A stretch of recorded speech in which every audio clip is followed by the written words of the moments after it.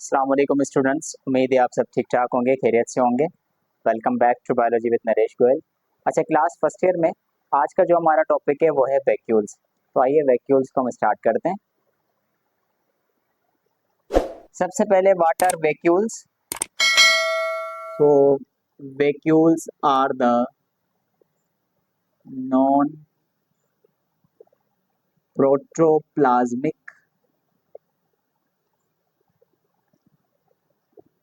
fluid filled vesicles which are found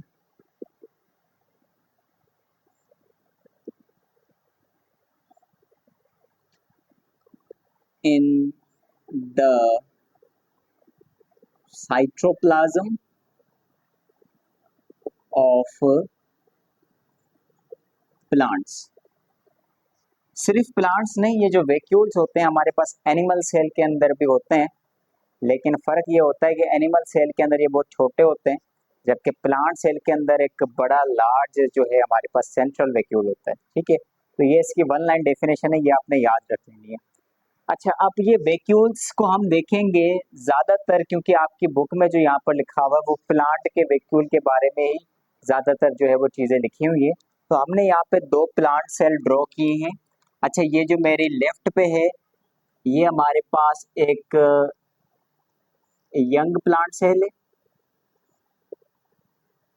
ठीक है। और ये जो मेरी राइट साइड पे मैंने बनाया है this is a mature plant cell, ये एक मैच्योर प्लांट सेल, ठीक है। अब अगर हम वैक्यूल्स को देखें दोनों यंग प्लांट सेल में और मैच्योर प्लांट सेल में, तो यहाँ पे थोड़ा सा जो है वो डिफरेंस होता है। अब वो डिफरेंस क्या होता है? देखिए, हमारे पास जो यंग प्लांट सेल होता है ना, उसके अंदर बहुत सारे वैक्यूल्स होते हैं, स्मॉल वैक्यूल्स। ये देख रहे हैं ब्लू कलर में जो मैंने बनाए, बहुत सारे छोटे छोटे से वैक्यूल्स होते हैं। अच्छा, ये वैक्यूल्स जो हैं वो बाद में क्या हो जाते हैं, बाद में ये फ्यूज हो जाते हैं, या यूं कह लो कि ये यूनाइट हो जाते हैं। ये फ्यूज होकर यूनाइट होकर एक मैच्योर सेल जब तक प्लांट का होता है तो वहां पर ये एक बड़ा लार्ज सेंट्रल वैक्यूल बन जाता है, ठीक है।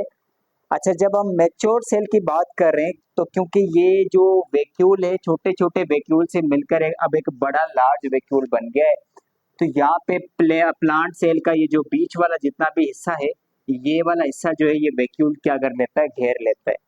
अच्छा, तो इसीलिए प्लांट सेल का जो न्यूक्लियस है वो इस तरह से क्या हो जाता है, पेरिफेरी में हो जाता है, साइड में हो जाता है।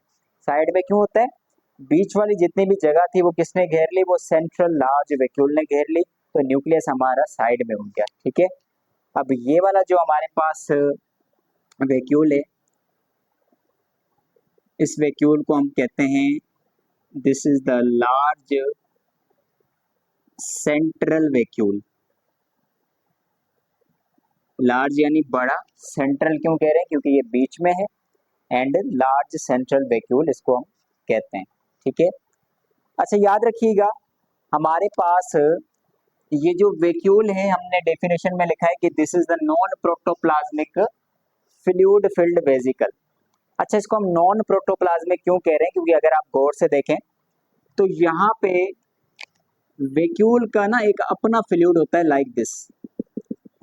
ये वैक्यूल का अपना फ्लूइड है, और इसके बाहर ये वाली जो जगह है यहाँ पे आपको पता है साइटोप्लाज्म होता है, और इसी तरह न्यूक्लियस के अंदर का जो फ्लूइड होता है उसको हम कहते हैं न्यूक्लियोप्लाज्म। तो आपको ये चीज़ पता होगी कि हम न्यूक्लियस के फ्लूइड और साइटोप्लाज्म को मिलाकर हम कहते हैं दिस इज द प्रोटोप्लाज्म।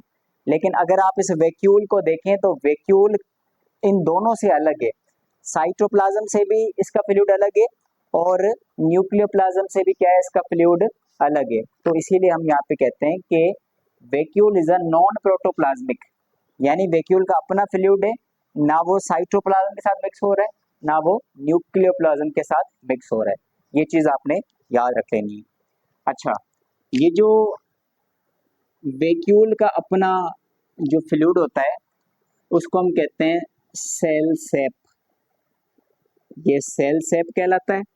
और सेल शेप बिल्कुल इसी तरह होता है जैसे हमारे पास कोई एक मिक्सचर हो जाता है, जैसे पानी और चीनी को मिला के या पानी और नमक को मिला के जिस तरह का एक मिक्सचर बन जाता है, बिल्कुल वही वाला मिक्सचर जो है वो वैक्यूल के अंदर होता है, जिसको हम सेल शेप का जो है वो नाम देते हैं। अच्छा, सेल शेप के अंदर कौन कौन सी चीजें मौजूद होंगी तो वो आपने याद रखनी है। सेल शेप के अंदर आपको 90% वाटर मिलेगा, और वाटर के अलावा कुछ और चीजें इसके अंदर होती हैं, जैसे कि सोडियम होता है, पोटेशियम होता है और क्लोराइड होता है। तो वाटर के साथ ये चीजें भी होती हैं, मतलब ये सारी चीजें मिला के एक मिक्सचर जो है वो बनाती है, जो कि वैक्यूल के अंदर होता है, जिसको हम सेल शेप का जो है वो नाम देते हैं। तो ये चीज भी आपने जहन में रख लेनी है, ठीक है। अच्छा, ये जो मेम्ब्रेन है, ये पूरा वैक्यूल है, ये इसकी मेम्ब्रेन है। तो याद रखिएगा, हमारे पास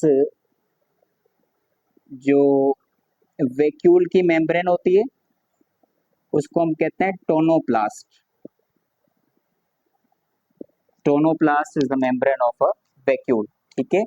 और ये जो टोनोप्लास्ट होती है ये होगी सिलेक्टिवली परमिएबल, यानी ये चुन चुन के कुछ चीजों को ही अलाउ करेगी अपने अंदर आने के लिए और अपने अंदर से गुजरने के लिए, ठीक है। तो इसीलिए इसकी जो टोनोप्लास्ट है ये कैसी होती है, सिलेक्टिवली परमिएबल होती है।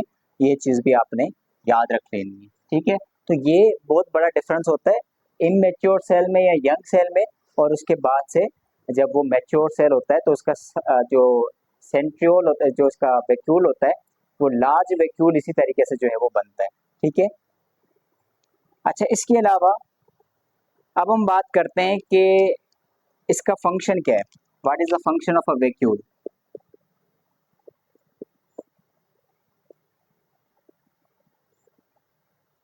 तो इसके फंक्शन के लिए जो है हम कुछ चीजें यहाँ पे मेंशन करते हैं। सबसे पहला जो इसका फंक्शन होता है, to maintain turgor pressure. Turgor pressure को मेंटेन करना सबसे पहला काम तो वैक्यूल का यही होता है। अब देखिए टर्गर प्रेशर क्या होता है, what is turgor pressure. Turgor pressure plant cell की टर्जिडिटी को बढ़ाता है। जिस तरह ये अगर एक वैक्यूल है और इसके अंदर फ्लूइड भरा हुआ जिसको आप सेल शेप कह रहे हैं, जब इसके अंदर फ्लूइड भर जाएगा तो इसके अंदर एक टर्जिडिटी आ जाएगी, और इसी टर्जिडिटी से, ये जो टर्जिडिटी इसके अंदर आती है ये असल में टर्गर प्रेशर की वजह से आती है, ठीक है। और इसी टर्गर प्रेशर की वजह से होता ये है कि प्लांट सेल का जो शेप होता है वो असल में मेंटेन होता है, ठीक है।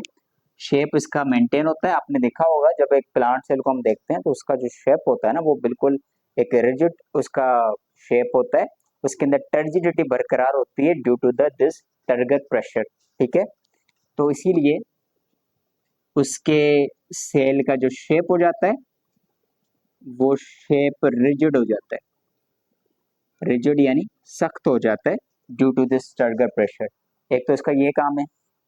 दूसरा इसका काम क्या है कि यहाँ पे वैक्यूल्स समटाइम स्टोरेज का काम भी जो है वो करता है।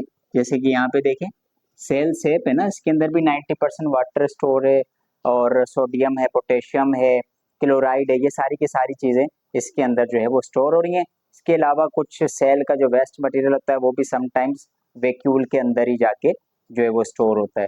तो वैक्यूल के यहाँ पे 2-3 फंक्शन आपने याद रखने हैं कि वैक्यूल हमारे पास प्लांट सेल का जो ऑल ओवर शेप है उसको भी मेंटेन करता है, कुछ चीजों को स्टोर करने के भी काम आता है ये, ठीक है। और उसके स्ट्रक्चर को जो है वो रिजिड बनाता है, सख्त बनाता है। और मैच्योर प्लांट सेल के अंदर ये बड़ा हो जाता है, इसलिए न्यूक्लियस को पेरिफेरी में यानी कि साइड में क्या कर देता है, धकेल देता है, ठीक है। तो ये सारी चीजें आपने ध्यान में रख लेनी है।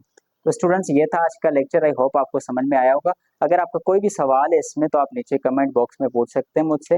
एंड इस वीडियो को लाइक करें, शेयर करें और मेरे चैनल को सब्सक्राइब करें। Thank you so much for watching, stay connected.